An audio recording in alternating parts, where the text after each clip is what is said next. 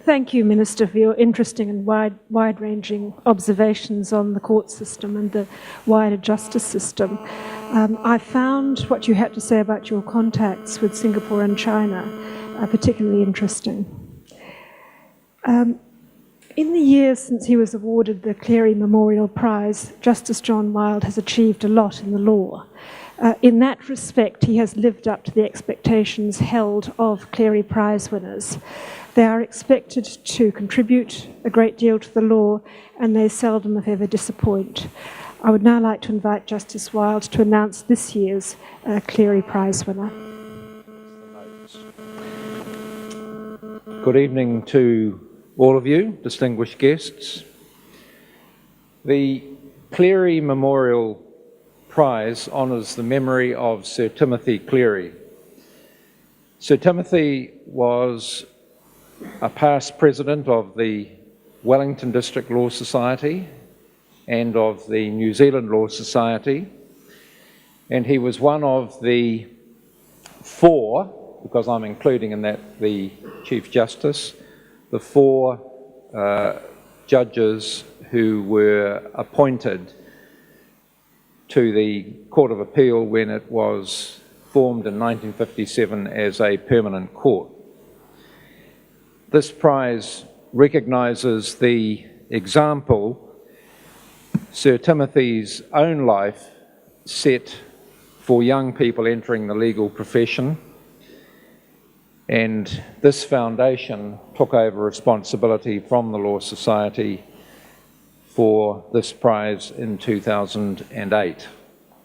It's a particular pleasure for me to present this year's prize. That's because I'm old enough to remember Sir Timothy very well. He was my father's mentor, I think, and a frequent visitor at our home when I was very young. And I am young enough to be one of the three judges that this year's recipient clerked for in the High Court at Wellington in 2010 and 2011. Timothy Patrick Cleary was born in Miani in Hawke's Bay, but most of his childhood was spent in Mangaweka, where his parents had a small farm. He went to St Patrick's College in Wellington on a scholarship. He was head prefect, Ducks, captain of the first 15. He graduated with a Bachelor of Law degree from Victoria University College, completing the degree in 3 years.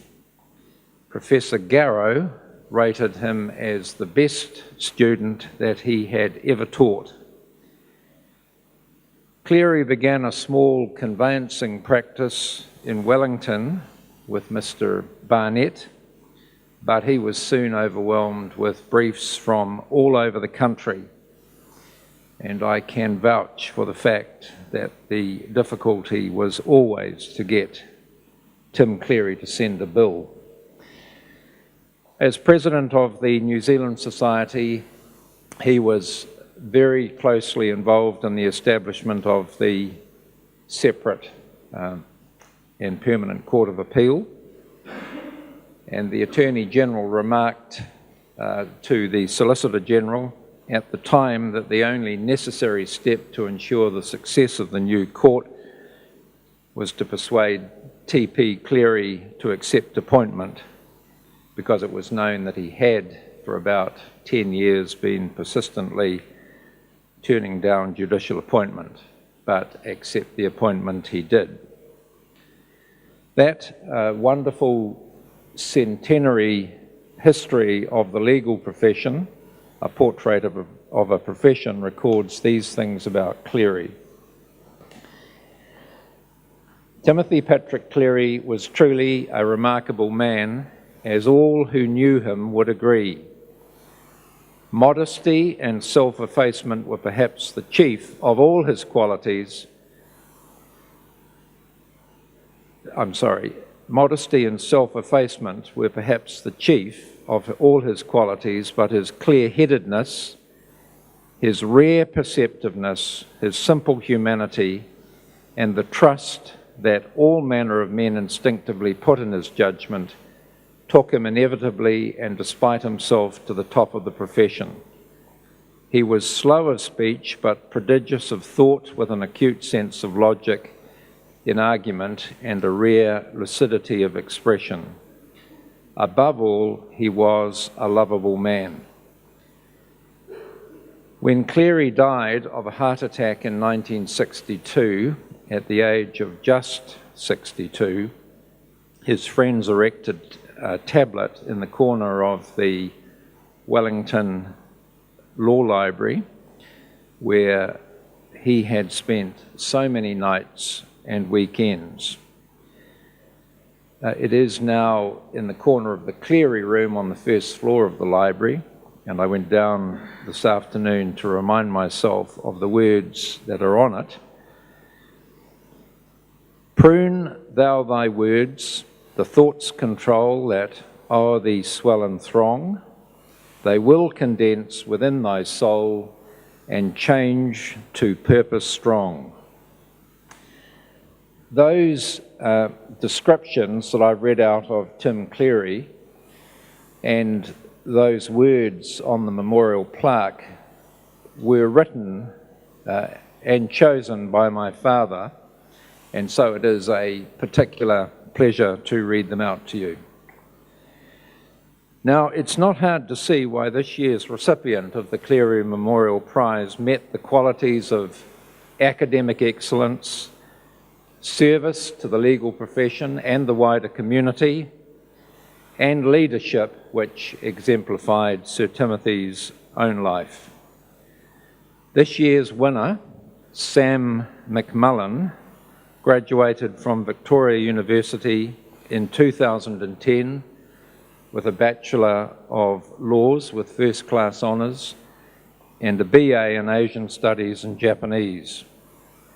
At Victoria, Sam was student editor of the university's Journal of Public and International Law, head tutor for torts, and also for the legal research writing and mooting course that Campbell U launched in 2010. And he was Education Vice President for the Wellington Law Students Association in 2009. He started and ran a seminar series for students, getting members of the profession to come and talk to them. He assisted with the writing of the New Zealand Law Style Guide, which the Foundation publishes and which I personally wish it would stop publishing. And he also created the guide for legal research for his fellow students. Sam has already had 7 articles published in legal journals. And one of those won the Gowling Lafleur Henderson Award for the top law student submission to the International Legal Journal in 2011. In the wider community, Sam's been a mentor at the First Foundation and at the Boys and Girls Institute, a volunteer at Land Search and Rescue, a volunteer paramedic at the Wellington Free Ambulance, and a student volunteer at the Wellington Community Law Centre. He was also involved in Just Speak, a non-partisan network of young people who want to change and improve our criminal justice system. In his spare time, Sam has participated in adventure running. He completed the Coast to Coast as an individual competitor in 2011 and was one of the fastest mixed pair in the 8-hour adventure race on the Coromandel that same year. Now, Sam is presently studying at New York University for a Master of Laws degree, and this year I should add that he received the Dean's Graduate Award at NYU.